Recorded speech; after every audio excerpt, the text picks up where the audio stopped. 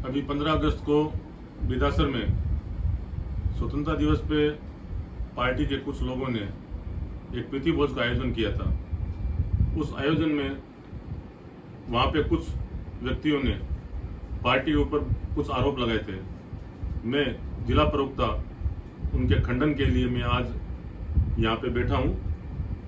उस प्रीति भोज के अंदर आरोप लगाया गया था कि बिदासर से आज तक किसी को भी जिले में कोई दायित्व नहीं मिला।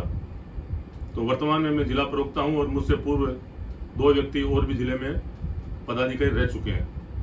उसके बाद में वहां पर उन्होंने संगठन को लेके और मंडल अध्यक्ष को लेके कुछ उन्होंने अपने वक्तव्य जारी किए।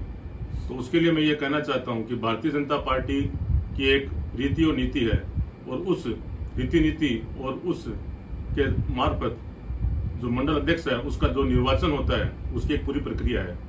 तो वो इतने सीनियर हैं तो उनको इसका पता होना चाहिए।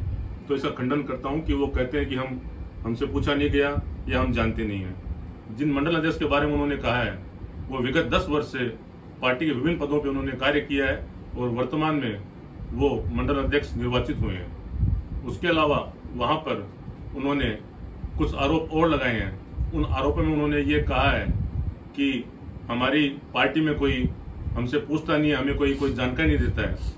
तो जब तक मैं कहता हूं कि इससे पूर्व मैं मंडल अध्यक्ष था और अभी वर्तमान में राजेश जी मंडल अध्यक्ष हैं। हमने जितने भी पार्टी के जो कार्यक्रम आए हैं उनमें उनको हमने सूचना दी है, लेकिन वो कभी उसमें आए नहीं। उसके अलावा उन्होंने उस प्रीति भोज के अंदर एक निर्दलीय पार्षद ने कुछ आरोप उन्होंने लगाए हैं, तो वो सरासर निराधार है और मैं इन निराधार आरोपों का खंडन करता हूं और इस पर विधि सम्मत जो काम होगा हम इसको विचार करेंगे इसके ऊपर। भारतीय जनता पार्टी में जो कार्यकर्ता है वो सबसे बड़ा होता है और कार्यकर्ता न तो कोई छोटा होता है, न कोई बड़ा होता है, न कोई मूल होता है।